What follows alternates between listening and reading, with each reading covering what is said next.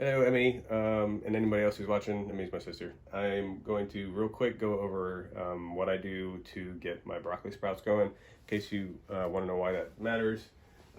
This is the brand that I buy right here. You can get this on Amazon. I buy it in bulk to save money. The broccoli sprouts have sulforaphane, which really helps to protect your telomeres, which is the part of your DNA that keeps you young. So. Real quick, Gwen, my wonderful camera assistant, is gonna kind of show you what I do. I got these trays right here. I get these from Paper Pot Company. These are really good, high quality ones that last you a lifetime. I like this, guys. This is a high quality. I forget what they call these things, but they're a great tool for planting, and they're also what I happen to be using as a shovel for dirt. For dirt, I'm using this organic stuff from Home Depot. It's okay. It gets the job done. Probably better stuff out there. So I basically just get my tray here next to the dirt so I don't spill it. Sure, like potting soil would be fine. This kind of has some chunks in it. It's probably better to get dirt that's a little finer than this. This does work.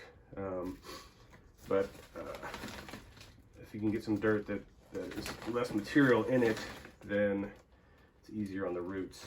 So I just kind of create a pile here, like so.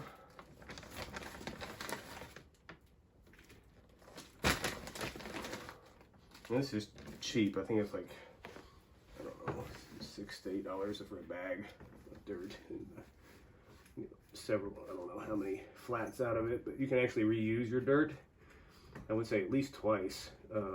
For the sprouts, kind of depends on how mature you let them grow, because the older they get, the more nutrients they slowly take out of the dirt. But so I just get this in here and kind of get it somewhat level, like that. Get something flat. Actually, I'm just going to cut this so that it fits perfectly in this. I just kind of take this and just push down a little bit and get it flat. Like that. You don't have to push real hard, just enough to get it kind of uniform. There we go, like that. And then I have, this is kind of some stuff you're gonna need. You need after the sprouts grow, a blade like this. You can get it on Amazon. It's nice and sharp, real easy to grab a tuft of the sprouts and then shing, cut them. And then this is spray bottle of water. And then I also have a spray bottle of water with a little bit of peroxide in there, just in case you see any mold. I generally don't have an issue with that, but I put seeds in a mason jar and then punch holes in the top. And then it makes it real easy to do what I'm doing here. You just take them and sprinkle over the top and try to get it even. I'll go that direction, kind of change directions, get them around the edges. Kind of go like that.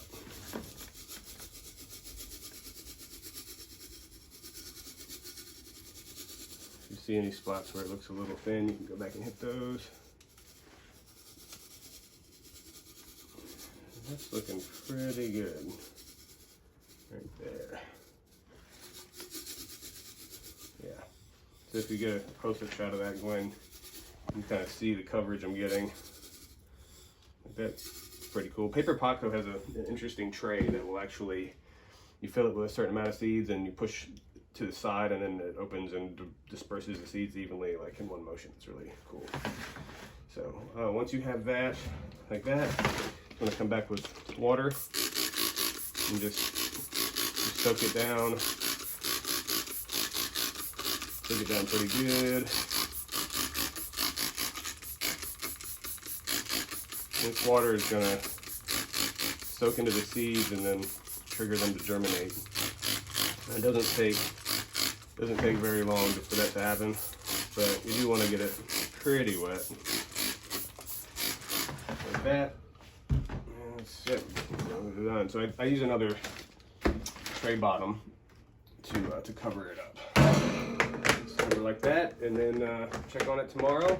And when you do, Just make sure that it's still wet in there, and if it's not wet, just wet it down again with the water. And you know, normally 48 hours you'll see them start to sprout, and normally about 3 days in they'll actually grow and push the lid up. And once you see the lid lift, you can go ahead and take the lid off and put them under the light, and then do about 12 hours for that.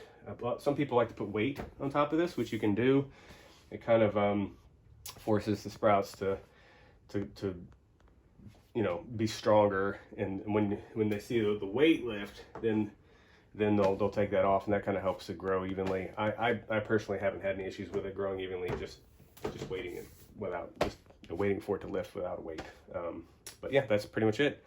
I got this little guy, makes it easy to water underneath the flat. And this little nub here, you can lift this up and just water, just fill the bottom of the flat with water. You want to make sure you water them every day. And if you don't, if you miss a day, you might see them start to lay down a little bit. And if you do, just water them and they'll stand back up. And you know, this setup that I have here, I have basically one shelf for germinating, and then 3 shelves for lighting, and then the top 2 for storage. I could probably get away with doing a 4th one for lighting. And this, you know, it doesn't take up too much space. It's not too deep. I can get 2 on each.